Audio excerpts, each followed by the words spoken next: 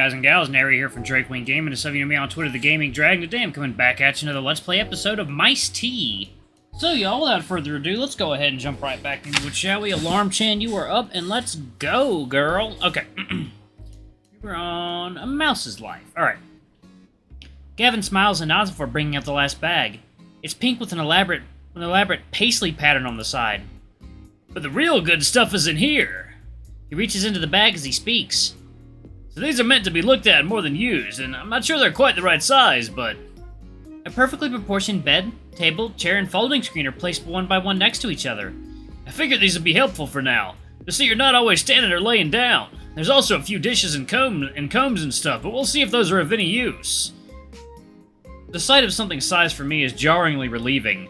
I hadn't realized how much I've missed that after less than a day. I walk over to the chair and press down on the back. It seems as sturdy as any regular chair. Wow, this will be really useful! Gavin beams with pride. In all the time I've known him, he always seemed happiest when solving a problem, or maybe being recognized for solving a problem. Where did you get these? He looks thoroughly prepared to defend his purchase. You remember Nikki used to work at Tea Friends? Yeah. So she went to she was into Asian fashion dolls. She called them ball-jointed dolls, so it was basically her only hobby. She spent nearly all her spare money on getting clothing and accessories for them. I knew there were a store in town she went to, so I looked it up. He concludes with his airtight alibi. I have to ask the next question. So they're fashion dolls? Yeah, they're like dress-up dolls for adults. Or, you know, whoever buys them. Did you buy some clothing for me then? He loses all the bravado and confidence he had moments before. Ah, yes, I figured you wouldn't want to just keep wearing the napkin all the time. So I got you something, if you were interested. He doesn't continue. Can I see it? He peeks back at the bag. Yes, right. His arms don't move from his side. Like I said, they're fashion dolls, and people usually don't spend money on sweatpants and t-shirts, and I figured things like pants would be harder to size right, and there's a pretty specific aesthetic these people go for, and... Gavin, just give me the dress. He sucks his tongue back into his throat. Sure. He pulls a small package out. Looks like a dry cleaner's garment bag. Go ahead and try this on. I'll set up those ladders and you can let me know what you think. If you're still wearing the napkin when I'm done, that's fine. He hands me the garment bag and I take it behind the folding screen. I can hear him rustling with the ladders as he sets them up around the apartment. Satisfied that he isn't paying attention, I drop the napkin and pull the giant zipper down on the garment bag. Inside is the cutest dress I've ever seen. I don't mean it as a compliment, it's just that it's definitely a doll dress. The waist is high, there's a big ribbon on the front, and the hem is ruffled all to hell. There's even a little headband with more lace and bows that I leave in the bag. There's also some small accessories like a comb and a mirror that I take out. God, I feel like a giant 5-year-old girl is gonna pick me up and stuff me into this. The truth is even worse. I'll have to put the thing on myself. I pull the dress out and hold it in front of me. The fabric is soft and finely woven, but at my size the texture feels a little rough. 2 CD-sized buttons have to be unfastened before I can step inside. I shove my tail inside the opening and pull the sleeves on before struggling to button it. Oh, that's cute. The dress seems to rest on top of me. There isn't enough weight for it to actually drape over my body, which makes it feel like it's floating around me. It's like someone is holding their hand up to you but not touching you. The presence of the fabric just far enough from my skin feels unnerving. It seems never intended to touch human skin press up against me. It would be worse without my layer of fur, but I can still feel them. The fur actually presents its own problems, as stray tips catch on the fabric and tug the skin underneath in all sorts of conflicting directions. And at least it fits pretty well. It feels so wrong, though, like it's suffocating or something. I guess I should tell him I'm dressed. The sound of Gavin setting things up emanates from the kitchen. I walk around the folding screen to see him securing the top of a rope ladder to the counter. Hey, I'm finished! He doesn't turn around. I rustle the store bag and it causes him to turn around. Oh! You're done! He walks over as I clasp my hands in front of me. It looks like, well, it fits well. Gavin has more tact than I ever gave him credit for. It's not too small, at least. The seams are big, relatively, but other than that... Good to hear. Does the skirt have enough room for your, tail? I thought a looser fit would be better for that. There's plenty of room. So they pretty much had this, just this sort of style then. The same nervous energy from before fills his eyes. At least the kind of stuff I thought would work. We can do a video chat next time I go to show you what they have if you want.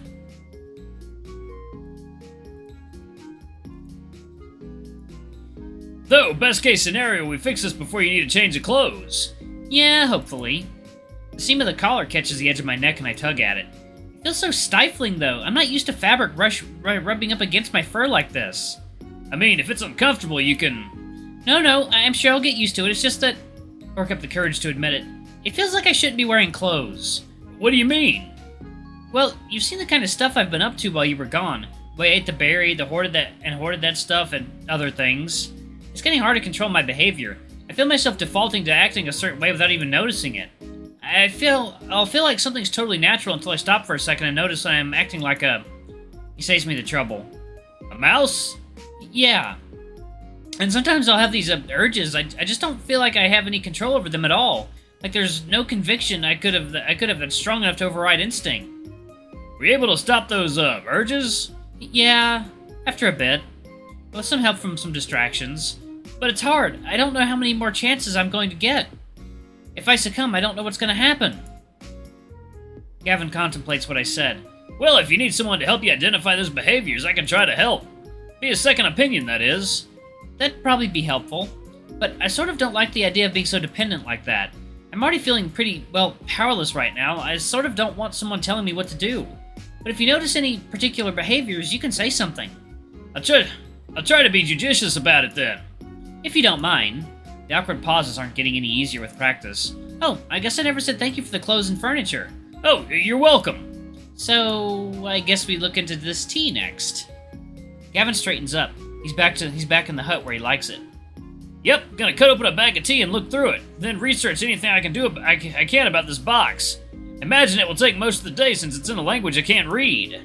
Thanks. Is there anything I can do to help? Frankly, I think we should limit your exposure to it. Oh, that makes sense. You can test out these ladders, though, if you like. Explore the rest of the apartment.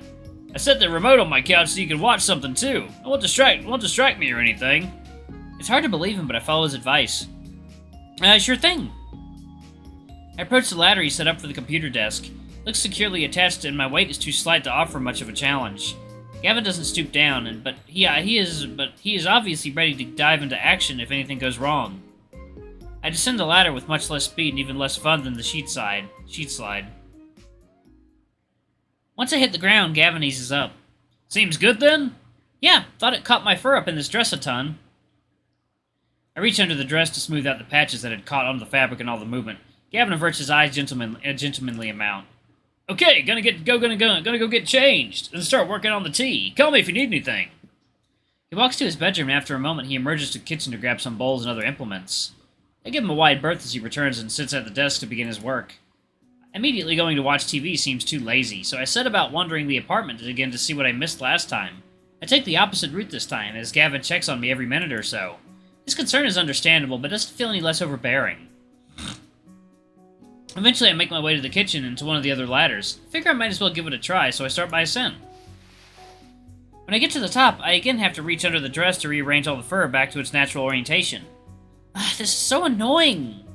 If I have to do this every time I move, maybe I'll just stay put. Or have Gavin carry me. No, I can't ask him to do that. It's bad enough the way he's starting to dote on me. In the meantime, there's the kitchen counter to explore. Gavin has the usual selection of countertop appliances you'd expect, plus more tea paraphernalia than I even own. I assure myself I would have even more if I had direct access to supply chains like he does.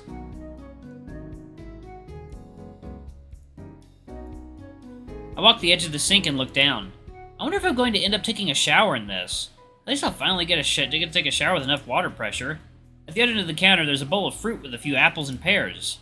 I tug at the stem of one, but it has a satisfying elastic give to it. Heh, so springy. I pass by the coffee grinder, and the scent is stronger than any I'd ever experienced in my life. It's like the air is saturated with the smell of coffee grounds. I like smelling coffee more than drinking it. The sensation is invigorating. That's nice. Maybe I'll try to see how it smells when he actually grinds the beans in the morning.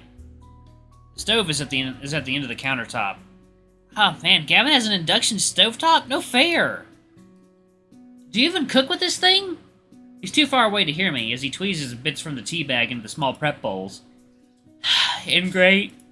Chuckling to myself, I notice a book of matches tucked behind the toaster. What does he keep these around for?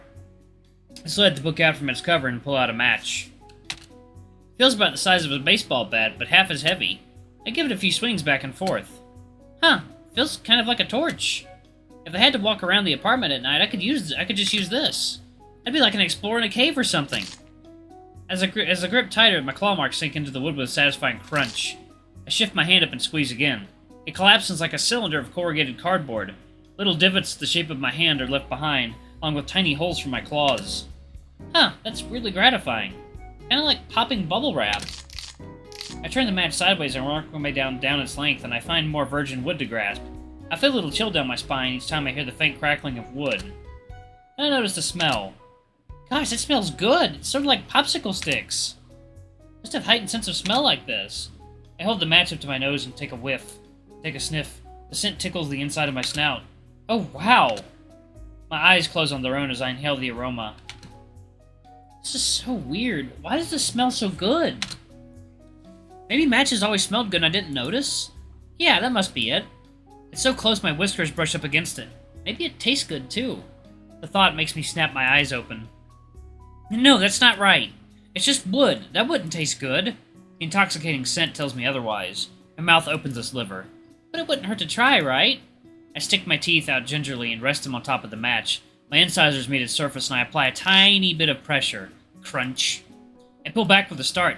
What was that? The tiny jolt of satisfaction seems to leap from the match to my brain via the conduit of my teeth. Just like that? I bring it back to my mouth and bite it again, harder this time. Crunch. This time there's no denying the sensation. The pressure against my teeth, the sound, the taste. It's wonderful. I bite down again and again, finding more surface I haven't yet chewed on. The feeling is like biting into the crispiest apple. The snap given resistance of each bite fills my head with effervescent bubbles. The pressure against my teeth feels like every mundane, satisfying sensation put together. It's like cracking my neck into alignment or finally sneezing after holding it in forever. It feels like setting something back in place, like fitting a peg in just in the right hole.